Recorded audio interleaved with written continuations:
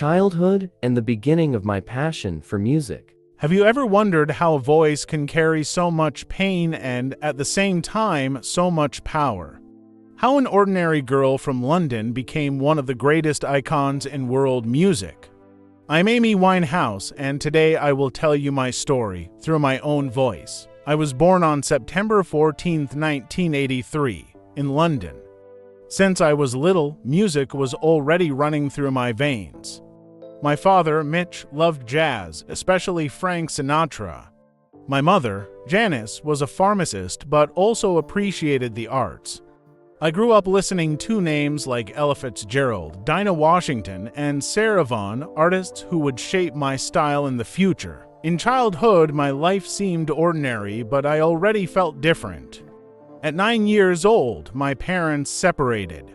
That affected me deeply. Even though I didn't quite understand it at the time, music became my refuge. I enrolled in the Sylvia Young Theatre School, a place where I could explore my voice and talent.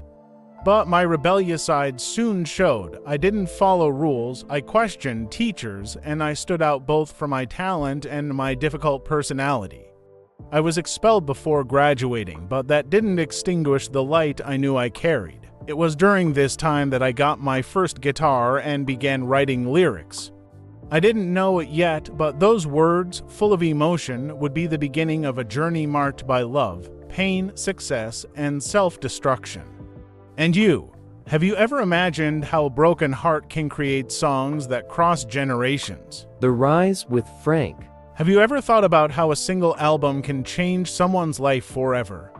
How a teenage dream can turn into reality before the eyes of the world? That's exactly what happened to me. In 2003, at 20 years old, I released my first album, Frank. The title was a tribute to my idol Frank Sinatra, but it also reflected something about me, my brutal frankness. My lyrics were sincere, often uncomfortable, and I sang about relationships, confusing feelings, and personal experiences with no filter at all. In 2003, at 20 years old, I released my first album, Frank. The record received critical acclaim in the United Kingdom. Suddenly, I was seen as one of the most powerful new voices on the British music scene. I was nominated for the Mercury Prize and the Brit Award, awards that placed me in the spotlight. The press said I was different. I didn't try to please, I simply was, Amy ... But along with success came pressure. I always fought against my own mind. From a young age, I faced depression and eating disorders. Many didn't know, but behind the stage was a vulnerable girl trying to find balance. While Frank brought me into the spotlight, my personal life was already starting to get complicated. Between bars, parties, and turbulent relationships, I sank deeper and deeper into a chaotic lifestyle. But I still had no idea how deep that hole could be. Do you believe that the greatest success of your life can, at the same time, be the beginning of your downfall? Back to Black and the Love That Destroyed Me. Have you ever loved someone so much that you lost yourself? Have you ever felt that a relationship could be at the same time your greatest inspiration and your greatest prison? That's what happened to me. In 2006, I released the album that would change my life, Back to Black. Inspired by my turbulent relationship with Blake Fielder Civil, the record became a worldwide phenomenon. Songs like Rehab, Love is a Losing Game, and Back to Black were not just music, they were pages of my diary turned into melody. Back to Black earned me awards that many artists only dream of, 5 Grammys in a single night. I became the first British woman to win so many trophies at once. The whole world sang my pain, and my voice echoed far beyond what I could ever imagine.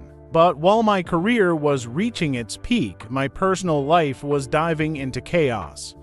My love for Blake was intense, addictive, and destructive. We were trapped in a cycle of fights, reconciliations, and excesses. He introduced me to hard drugs, and I sank into an abyss I couldn't escape. The press followed my every step. My shows often made headlines not because of the music, but because of my breakdowns on stage. Paparazzi chased me, and my fragility became a spectacle. I was no longer just Amy.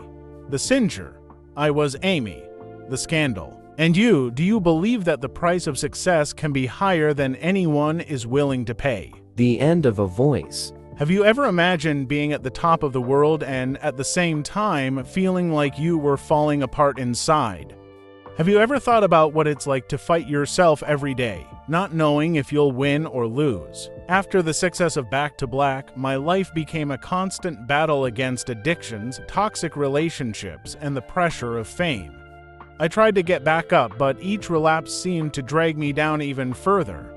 My performances often showed this. There were nights when I enchanted crowds and others when I could barely sing. In 2011, I accepted to go on a European tour. I stepped on stage in Belgrade in front of thousands of people, but I couldn't sing. I was drunk, lost, and was booed. That night became a symbol of my struggle. A giant talent, suffocated by inner demons, the entire tour was cancelled. Shortly after, I isolated myself in London. I tried to fight against alcohol, but my mind and body were exhausted. On July 23, 2011, at just 27 years old, I was found lifeless in my home. The world lost a voice, and I joined the so-called 27 Club alongside artists like Jimi Hendrix, Janis Joplin, Jim Morrison, and Kurt Cobain. My music lives on, and perhaps that is my greatest legacy. I sang my pain, my flaws, my love, and my destruction. I turned my ghosts into melodies that crossed generations. And you, do you think fame is truly a gift, or could it be the greatest curse of all?